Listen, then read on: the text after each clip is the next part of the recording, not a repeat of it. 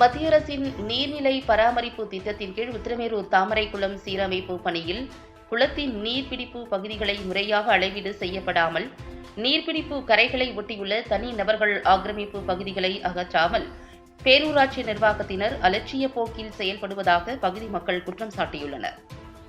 காஞ்சிபுரம் மாவட்டம் உத்திரமேரூர் சிறப்பு நிலை பேரூராட்சியில் மன்னராட்சி காலத்தில் வெட்டப்பட்ட மிக பழமையான நல்ல தண்ணீர் குளம் தாமரை குளம். பெரும் பரப்பிலான இவ்விரு குளங்களும் அருகருகே அமைந்துள்ளது. சுமார் 50 வருடங்களுக்கு மேலாக தூர் வாரப்படாமல் சீரழிந்த நிலையில் காணப்பட்ட குளத்தின் பெரும்பாலான பகுதிகள் தனி நபர்களால் ஆக்கிரமிப்பு செய்யப்பட்டுள்ளது. தாமரை குளத்தின் நீர்பிடிப்பு பகுதிகளை ஆக்கிரமித்துள்ள தனி நபர்களுக்கு உத்திரமேரூர் பேரூராட்சி எல்லைக்குட்பட்ட பகுதிகளில் வீடுகள் உள்ளிட்ட காலி மனைகள் சொந்தமாக உள்ளன. இதுகுறித்து ஊடகங்களில் சமூக வலைதளங்களில் செய்திகள் வெளிவந்த நிலையில் மாவட்ட நிர்வாகம், நீர்வளத்துறை, பொதுப்பணித்துறை உள்ளிட்ட அரசு துறை சார்ந்த அதிகாரிகளுக்கு பலமுறை உத்திரமேரூர் பகுதி மக்கள் புகார் அளித்துள்ளனர். ஆனால் நீர்நிலைகளை பாதுகாக்கும் வகையில் இதுவரை எவ்வித நடவடிக்கையும் மேற்கொள்ளப்படாத நிலையில் மன்னராட்சி காலத்தில் வெட்டப்பட்ட பழமையான குளங்களை புனரமைக்க ரூபாய் 65 லட்சம் மதிப்பீட்டில் மத்திய அரசின் அம்ரூத் திட்டத்தின் கீழ் புனரமைப்பு பணிகள் மேற்கொள்ளப்பட்டு வருகிறது. பெரிய பரப்பளவிலான குளத்தின் நீர்பிடிப்பு பகுதிகளை முறையான அளவீடு செய்யப்படாமல் அருகில் உள்ள ஆக்கிரமிப்புகளை அகற்றப்படாமல் பணிகள் நடைபெற்று வருகின்றன.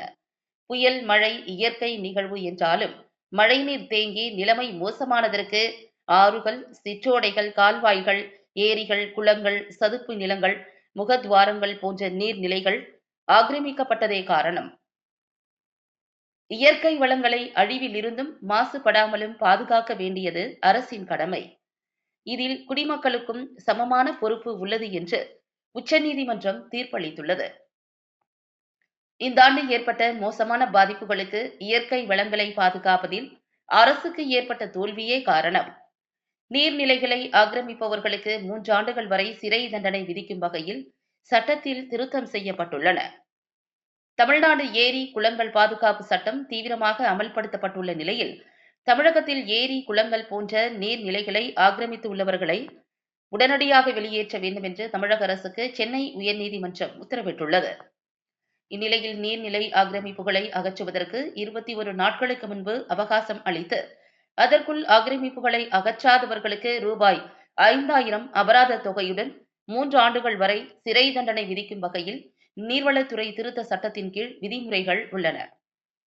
ஆனால் இந்த சட்டம் இன்று வரையில் கடைபிடிக்கப்பட்டதாக தெரியவில்லை. இதற்காக ஏற்கனவே உள்ள தமிழ்நாடு நீர்நிலைகள் பாதுகாப்பு மற்றும் ஆக்கிரமிப்புகளை அகற்றுதல் சட்டத்தில் சில திருத்தங்கள் கொண்டுவரப்பட்டு கடந்த சட்டப்பேரவை கூட்டத்தொடரின் போது ஒப்புதல் பெறப்பட்டுள்ளது. இந்த சட்ட திருத்தத்துக்கு கவர்னரும் ஒப்புதல் அளித்துள்ளார். ஏரி குளங்கள் பாதுகாப்பு சட்டத்தில் திருத்தம் கொண்டு வந்துள்ளதன் மூலம் ஏரி குளங்களை ஆக்கிரமிப்பவர்களுக்கு 3 ஆண்டுகள் வரை சிறை தண்டனை கிடைக்கும். நீர்நிலை ஆதாரங்களில் உள்ள ஆக்கிரமிப்புகளை விரைவாக அகற்றுவதற்கு புதிய சட்டத்தின் கீழ் நடவடிக்கை எடுப்பது அவசியமான ஒன்றாகும்.